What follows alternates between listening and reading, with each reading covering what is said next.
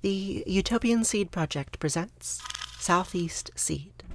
Massive thanks to this episode's presenting sponsor, Baker Creek Heirloom Seeds. I'm standing here in a patch of okra that we had. We're at the tail end of our okra season. Today, we're going to talk about okra. One of the things I like to do is walk through the fields and eat. I love eating this okra raw. My favorite seeds to save are okra. Okra came to the southeast from West Africa, and so its history mirrors the history of the Atlantic slave trade.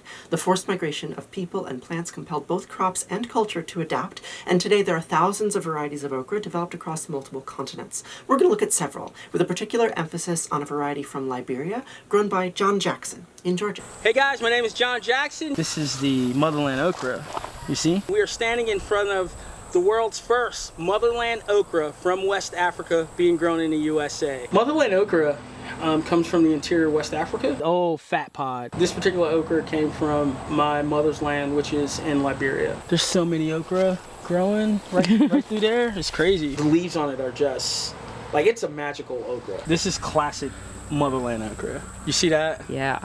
That's like, these are fat boys. We have a forest. The Latin name for Motherland okra is Abelmoschus caillei. It's a lot larger and its pods are much fatter than most of the traditional okra varieties grown in the southeast, which go by the Latin name Abelmoschus esculentus. You can harvest this a little bit bigger than you can Clemson okra or the green varieties that we grow. There's a Texas Longhorn. If you want to grow multiple okra varieties right next to each other, like this, then there are some steps that you'll need to take to ensure that there's no genetic mixing.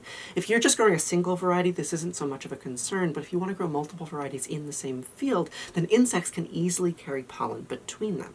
But in the absence of insects, okra flowers will easily self-fertilize. So if you want to make sure that there's no genetic mixing, covering the flowers with a bag will ensure that the only pollen they ever touch is their own. They predominantly self-pollinate? I think that's true, yeah, because the flowers are arranged to the pollinator has to kind of go through and will knock the pollen onto the flower. Mm-hmm. But it'll also carry pollen, so that, like today, that is gonna be pollinated one way or another by its own pollen or by an insect coming in and sharing pollen from another plant. If I were to try and bag this or save seed from this, I couldn't guarantee that it had self-pollinated. There could be a chance of cross-pollination. some of the seeds in one pod you could have a mix of self-pollination and outcrosses to others. Oh. And I don't think you would see it until you planted the seed. They would all look the same. Mm-hmm. It's nice because you get a nice developmental progression on the stalk. We've got a big mature pod there, or maturing pod. We've got one here, that's a little older, younger, open flower that's going to become a pod, and we keep going up, and here we see the next bud that's going to open is the next one up. For me, you know, it's kind of, if you look at the end, it's starting to bulge a little, it's starting to pale a little, but I don't think that's going to open tomorrow, maybe the day after. As long as you're a couple of days before, you can go ahead and put a bag over that. You just put the bag over, and now that bud is isolated. Here, I bagged a day or two ago, and today is the day that bud opened, and it opened into a flower inside the bag. And that means that the insects can't get in and cause cross-pollination. So we know that this pod is going to self-pollinate. Within a day of flowering, the flower dies and falls off. So this will be loose enough. There you go. There's the freshly fertilized little baby okra. What ovary now fertilized will become a fruit and will have the seeds inside it. By keeping okra flowers isolated, you can ensure that unwanted traits don't pop up in the next generation. This makes it more likely that your okra's children will resemble their okra parents, and so it helps you select for desirable okra traits more consistently. When seed savers do this year after year, the result is tasty. Everybody saved the seeds because they liked the way it tasted, it was well adapted, it probably had some kind of disease resistance, and they kept it and kept all that stuff going and selecting for that. And of course it always had to taste good. If you're going to eat it, it's got to taste good. I want to grow for taste first. Mm-hmm. Let's start at taste. I don't care about productivity. I can always get productivity. I can't grow for taste, like if it doesn't exist. Yeah. So if it sucks, I'm not saving seeds on it. If I eat that and and I understand like, oh wow, this is good. It has really good flavor. It's great, right? I want to save seeds to it. As a farmer, I want to get it all out on people's tables because most of this stuff is really tasty. And you get people involved, hey, that's good. They're gonna keep it around. Every growing season, okra farmers have continued to select the plants that they liked the best, generation after generation. And what gets passed down isn't just seeds or varieties of genomes, but cultural history, growing methods to ensure that the next crop is as productive as possible. You don't grow a crop of okra, you whoop a crop of okra, right? And so what happens is old timers will come in and they'll go ahead and take these leaves and they'll break them. And they'll break these leaves and break these leaves. So what that does is it sends the signal to the plant to grow more. So you get a more abundant crop when you start snapping those leaves. And they would come in with a switch and literally do what I just did and just break them down because it sends the okra, they get a more productive crop. So you don't grow a crop of okra, you whoop up a crop of okra. Everywhere I've cut these leaves at, now we're getting more okra coming out of these. Because you snapped off the leaves like you were telling me. Yeah, because I went out and cropped these earlier in the season, you know, I call it whipping the okra, all right? Because you whip up a crop of okra. But now everywhere I've cut, they're starting new buds. I'm really happy with this okra. To grow okra for seed, the pods need to be left on the plant long past edibility until they're dry and woody, about 40 days after you would normally harvest them for food. Then the seed is ready for harvest. I really drove to Georgia for this reason. I love them. And I love them. I'm just freaking out about okra over here. So you don't use ladders? No. not at all. Buy the Motherland Okra and you too can regret how short you are. Good job, okra. Flop over for the people. Yes, even if they're green, go ahead and put them in and then just let them dry. You harvest, you said every day basically? Yeah. If it's ready to harvest, then it's coming out. Like dry seeded crops like this, I'll usually wait like 3 days or so as long as it's dry and then come out and get them later. But for this crop, I imagine you want really high germination. Yeah. And so, like, does that factor into why you're harvesting every single day? Yeah. For Baker Creek, we estimated that they're probably going to get about 5,000 pods that I'm going to harvest for them. Each pod carries about 96 to 100 seeds minimum. If we did 12 seeds per pack, it would do about, I think, 32,000 packs of seeds with a estimated 57 pounds of seed is what we're estimating what I would be harvesting for them, a minimum. We did selectively crop for this shape. So there were some that was more cylindrical, like, you know, kind of like the, you know, like the conical big fatty heirlooms that you see here in the States. Mm-hmm. Because a lot of Africans grow those varieties. I mean, that's where they came from. They have a lot of those. But we did not save any of those that looked anything like you would find here in the States. So all those got thrown away. All the ones that we saved, literally, I would say 100% of them are coming out the way that we want them to. Do you consider this too moldy? I don't know what too moldy might be. Until I open it up. So on the outside it looks kind of crazy, obviously. Mm-hmm. But I open every seed. Oh, that's perfect. You see that? Oh yeah. Yep. We got nice seeds in there. Yep. Yeah, you're perfect. Yep, perfect. I got literally everything I wanted out of this trip. Good. Which was you harvesting this okra. Yeah. There's a bunch of different strategies for timing an okra harvest. Okra pods can go from edibly mature to tough and fibrous literally overnight. So one of the advantages of growing for both food and seed, like John does, is that any pods that aren't harvested early enough can be saved on the plant to sell as seed later. If we have something that's too long on the vine, we keep it there so that way we can collect seeds. Versus collecting everything immaturely, putting it up here in the market, where we might not be able to sell it, and then we lose it. Right. So we pick fresh on the vine, whatever's there, and whatever goes a little bit too longer, we save seed for it, and that's it. So that way you're getting both benefits. Once the mature okra is harvested, it needs to be further dried, often to the point of cracking, before the seeds can be removed for more processing. You think all of these are going to dry? All of these are good? Oh yeah, this is what we've been doing, putting them in like this, So this is what we've picked so far.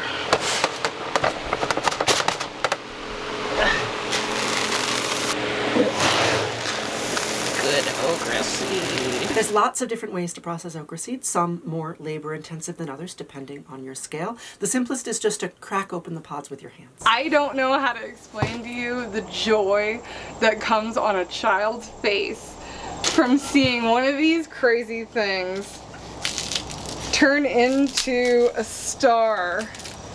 And like, I do kids classes to watch the little kids pull them apart and make the little star. If we took these pods and we opened them up, and this is an excellent lesson for kids.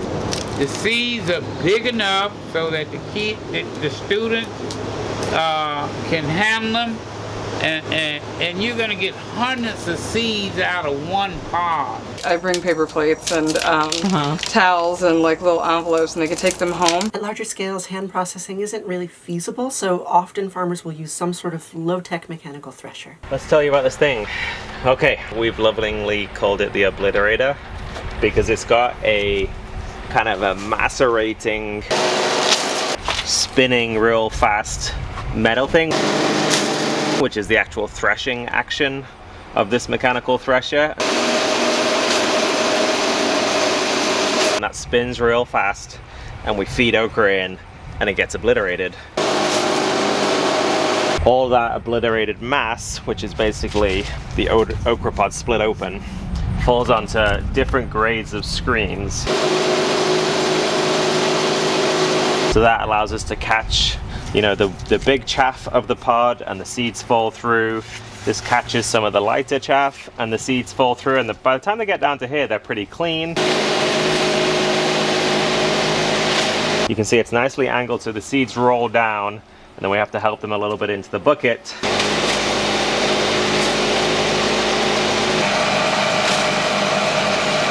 And then out of this side, we pull that chaff.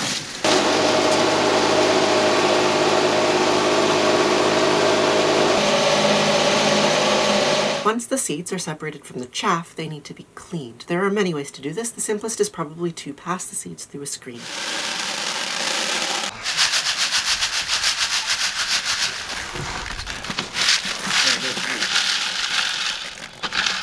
There you go, that's the last of my real dirty stuff.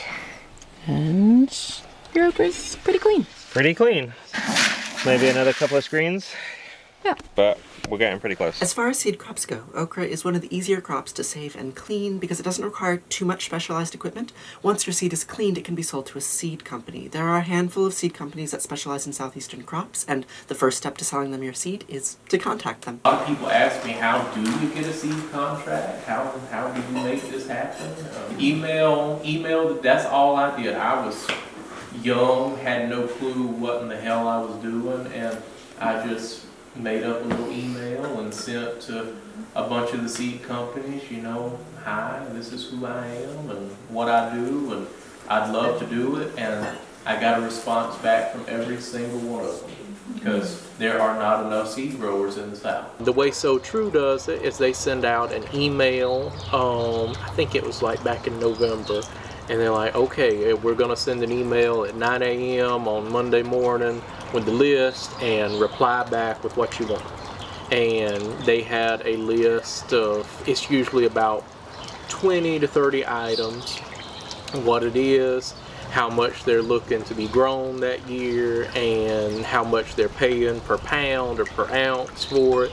And then you simply like, yeah, that looks good, and then hit reply, and this is what I want. And then they send it to you in the mail in these little packs with a contract that is this right here.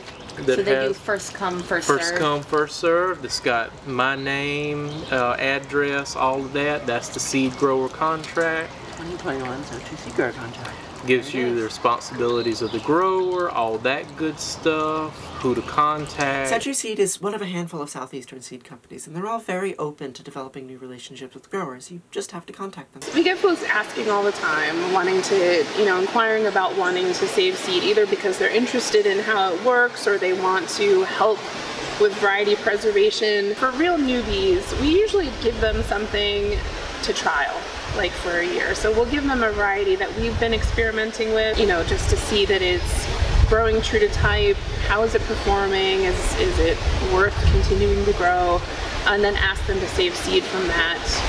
You know, if they planted 20 plants, you know, save as much seed as you can. We'll buy it back and continue the cycle from there. And that gives us a good idea of like how the relationship is going to work together. Are they going to be able to, you know, communicate with us about whether or not the variety is growing true to type? Really, mostly it's about good communication. Seed saving has always been about communication and relationship between farmers and their crops. Agriculture has changed a lot since okra was first domesticated, and now seed companies make those farmer-crop relationships a bit more complex, but no less important. Our relationship with farmers is focused on, you know, people who are doing cultural preservation work through their farm work. I'm Owen Taylor, one of the co-founders of True Love Seeds. We are a seed company that focuses on ancestral seeds, culturally important seeds. Everyone that grows for us grows an ancestral crop or a regionally important crop. It's really what makes our company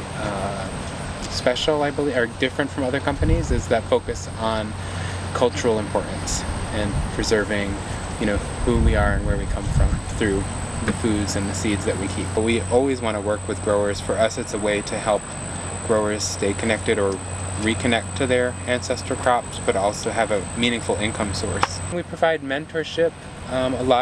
Pretty much none of our growers are experienced seed producers when we start working with them, because we want to be able to teach, you know, the art and science of seed keeping to farmers. The core idea here is that the fate of crops and the fate of the cultures which produce them are intertwined. The people responsible for the development and preservation of their traditional crops should be the ones profiting from its use. Historically, a lot of communities didn't get to benefit financially from their own cultural resources, didn't get to benefit economically from the sale and trade of their own botanical heritage.